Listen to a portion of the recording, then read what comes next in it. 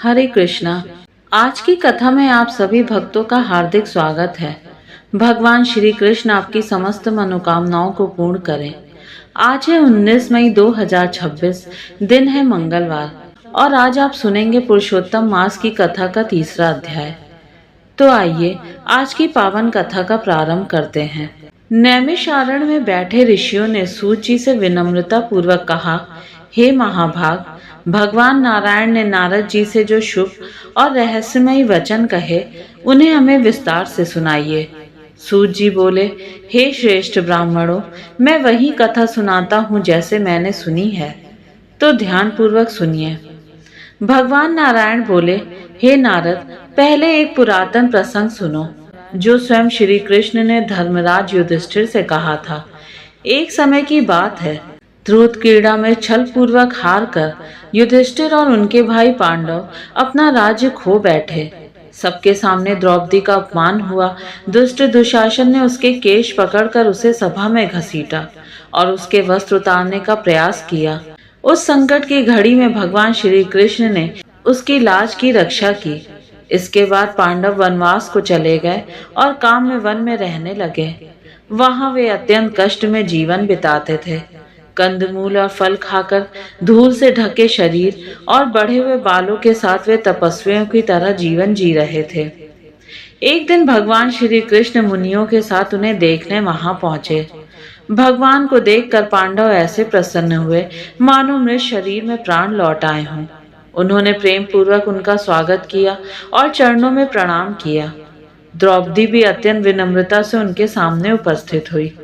पांडवों और द्रौपदी की दयनीय अवस्था देखकर भगवान श्री कृष्ण का हृदय द्रवित हो गया और वे कौरवों पर अत्यंत क्रोधित हो उठे। उनका क्रोध प्रलय की अग्नि के समान भयंकर था।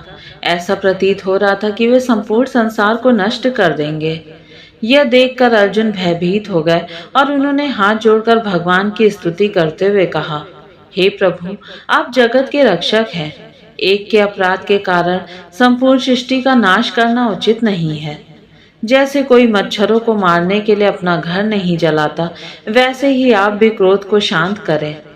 अर्जुन के विनम्र वचनों को सुनकर भगवान श्री कृष्ण शांत हो गए। उनका क्रोध शांत होते ही पांडवों ने राहत की सांस ली और प्रेम पूर्वक उनकी सेवा की। इसके बाद अर्जुन ने भगवान से वही प्रश्न किया जो आगे नारद जी ने नारायण से पूछा था। हे प्रभु, ऐसा कौन सा उपाय है जिससे मनुष्य के सभी दुख दूर हो जाएं? भगवान श्री कृष्ण ने कहा, हे अर्जुन, यह अत्यंत गुप्त और दुर्लभ रहस्य है, जिसे ऋषि मुनि भी आसानी से नहीं जानते। फिर भी तुम्हारे प्रेम और भक्ति के कारण मैं तुम्हें बताता हूँ। उन्होंने आगे समझाया कि इस सृष्टि में हर वस्तु, जैसे समय, मास, ऋतु, नदियां, पर्वत, वन, औषधियां, सबके अपने अपने अधिष्ठाता देवता होते हैं, जिनकी पूजा से फल प्राप्त होता है। फिर उन्होंने एक अद्भुत कथा सुनाई। एक बार एक अधिक मास उत्पन्न हुआ, लेकिन उसमें सूर्य की संक्रांति नहीं होने के कारण सभी लोगों ने उसे तुच्छ और अशुभ मान लिया। उसे मलमास कहकर अपमानित किया गया। इस तिरस्कार से वह मास अत्यंत दुखी और निराश हो गया। अंततः वह भगवान विष्णु की शरण में वैकुंठ पहुंचा। वहां भगवान को दिव्य सिंहासन पर विराजमान देखकर उसने अश्रुपूर्ण नेत्रों से साष्टांग प्रणाम किया और अपने दुख को व्यक्त करने के लिए विनती की। इतना कहकर बद्रीनाथ थोड़ी देर के लिए मौन हो गए। तब नारद जी ने उत्सुक होकर पूछा, हे प्रभु, उस अधिक मास ने भगवान के सामने क्या कहा? तो भक्तों, उम्मीद करती हूँ आज की कथा आपको पसंद आई होगी। मुनिंद्र वृंद वंदिते त्रिलोक शोक हारिणी, प्रसन्न वक्त्र पंकजे निकंज भू विलासिनी, वजेंद्र भानुनंदिनी वजेंद्र सुनुसंगते, कदा करीष्यसि हिमाम कृपा कटाक्ष भाजनम। अर्थात समस्त मुनिगण आपके चरणों की वंदना करते हैं। आप तीनों लोकों का शोक दूर करने वाली हैं। आप प्रसन्नचित प्रफुल्लित मुख कमल वाली हैं। आप धरा पर निकुंज में विलास करने वाली हैं। आप राजा वृषभानु की राजकुमारी हैं। आप व्रजराज नंद किशोर श्री कृष्ण की चिर संगनी हैं। हे जगत जननी श्री राधे माँ, आप मुझे कब अपनी कृपा दृष्टि से कृतार्थ करोगी?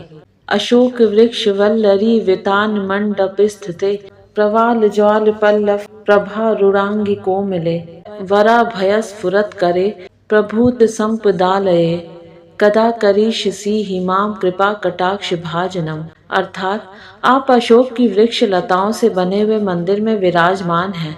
आप सूर्य की प्रचंड अग्नि की लाल ज्वालाओं के समान कोमल चरणों वाली हैं। आप भक्तों को अभिष्ट वरदान अभयदान देने के लिए सदैव उत्सुक रहने वाली हैं। आपके हाथ सुंदर कमल के समान हैं। आप अपार ऐश्वर्य की भंडार स्वामिनी हैं। हे सर्वेश्वरी माँ, आप मुझे कब अपनी कृपा दृष्टि से कृतार्थ करोगी।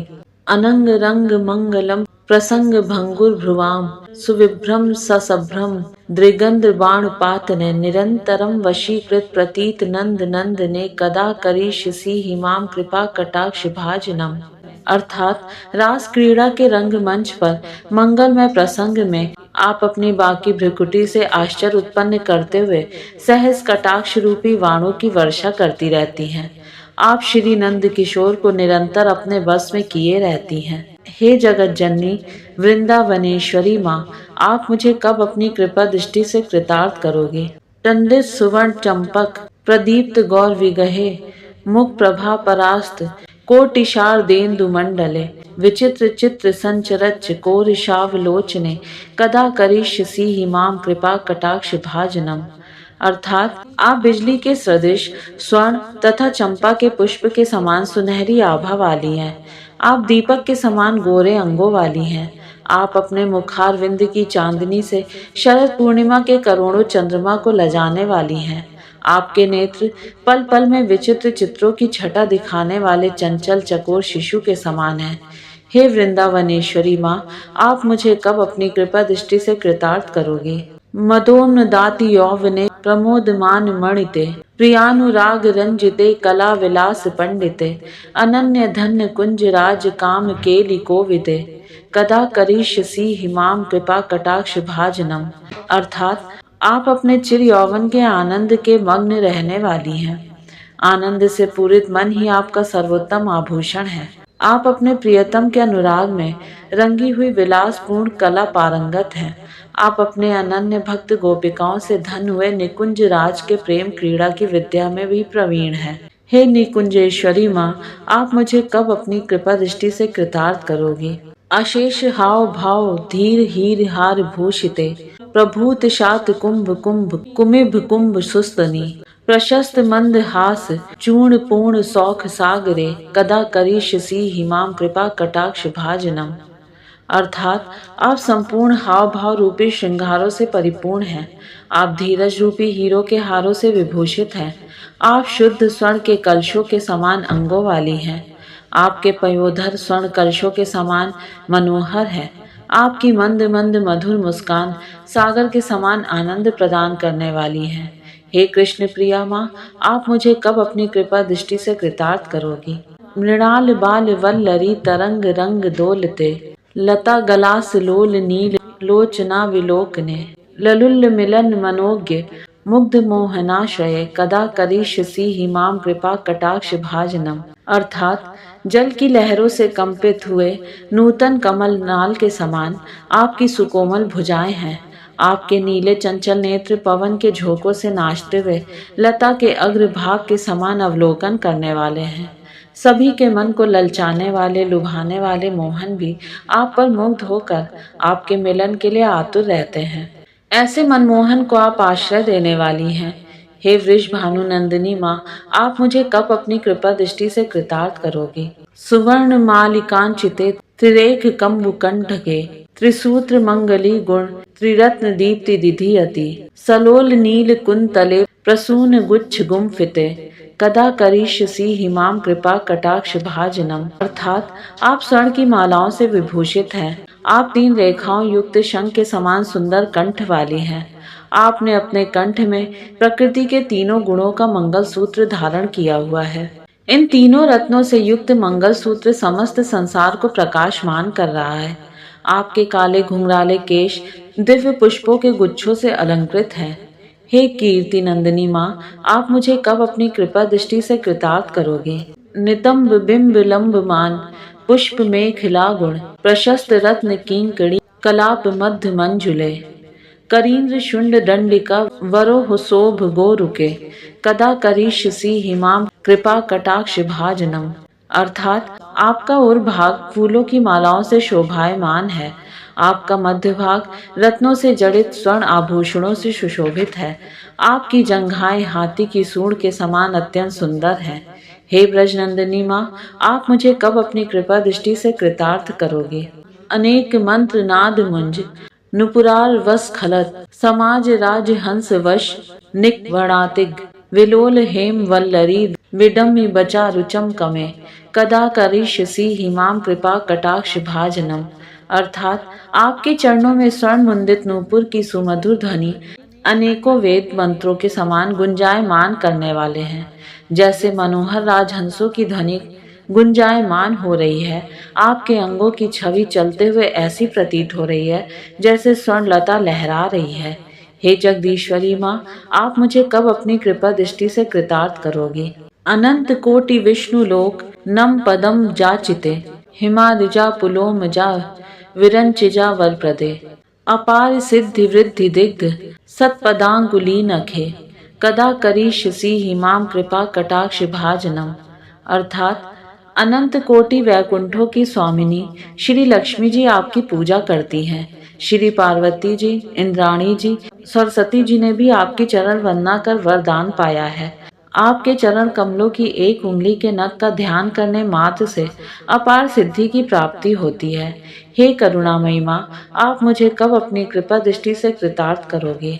मखेश्वरी, क्रियेश्वरी, स्वधेश्वरी, सुरेश्वरी, त्रिपेद भारतीयेश्वरी, प्रमाण शासनेश्वरी, रमेश्वरी, शमेश्वरी, प्रमोद काननेश्वरी, ब्रजेश्वरी, प्रजाधिपे क्षीराधिके नमस्तुते।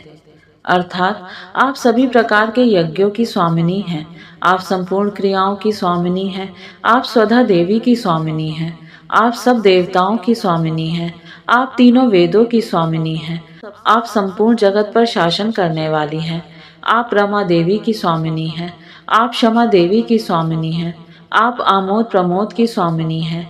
हे ब्रजेश्वरी, हे ब्रज की अधिष्ठात्री देवी श्री राधिके, आपको मेरा बारंबार नमन है।